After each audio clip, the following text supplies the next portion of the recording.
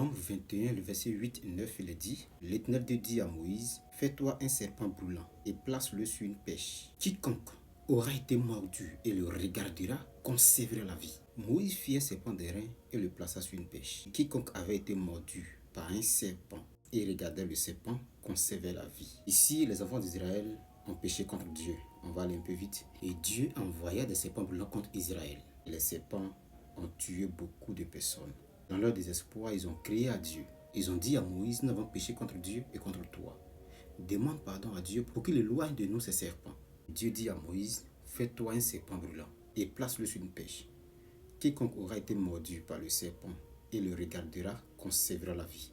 Alors Moïse fit exactement ce que Dieu lui avait demandé. C'est un message que Dieu envoie à Israël. Dieu pouvait dire, oh que je les pardonne, fais quelque chose et puis le serpent allait disparaître. Mais Dieu les renvoie vers le serpent d'airain. Ça veut dire ici que c'est le serpent d'airain qui leur donnera la vie. Parce qu'il faut comprendre ici que l'élévation du serpent d'airain est la clé de la vie. Pour conserver la vie, il faut avoir le regard vers le serpent d'airain. Ça veut dire tout simplement que la vie se trouve dans le serpent d'airain. Parce qu'il dit, écoutons très bien, quiconque aura été mordu par un serpent et le regardera conservera la vie. Et ensuite il a dit, quiconque avait été mordu, soulignons ça, quiconque avait été mordu et le regardait conservait la vie. Il y a beaucoup de choses à dire ici, mais on va aller à l'essentiel. Dans le jardin d'Éden, le serpent a mordu Adam et Ève et son venin était le péché qui conduit l'homme à la mort. Parce que ce venin, dans le péché, est une maladie spirituelle qui conduit l'homme à la mort.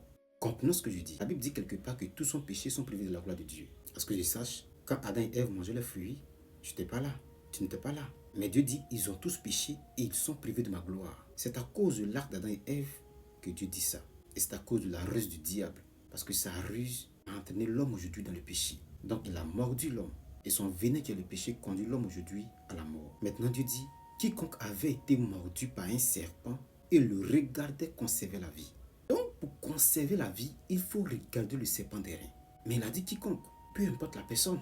Peu importe la personne. C'est le signe de la grâce que Dieu accorde à l'humanité aujourd'hui. Quand nous prenons Jean 3,16, il dit, car Dieu a tant aimé le monde qu'il a donné son Fils unique, afin que quiconque croit en lui ait la vie éternelle. Peu importe ta nation, peu importe ta race, il est prêt à t'accepter, il est prêt à te pardonner, il est prêt à te donner la vie. Jésus a dit clairement, allez et annoncez la bonne nouvelle à toutes les nations. Il dit à toutes les nations. Revenons encore sur le verset 9. Quiconque avait été mordu par un serpent et le regardait conserver la vie. Dieu renvoie les enfants d'Israël vers le serpent d'airain pour leur faire comprendre que là se trouve la vie. Pour quelqu'un qui veut conserver sa vie, n'a d'autre choix que de regarder le serpent d'airain. Mais si tu es mordu par le serpent et que tu ne regardes pas le serpent d'airain, est-ce que tu auras la vie? Non. Donc ici, il faut reconnaître son état de pécheur. Il faut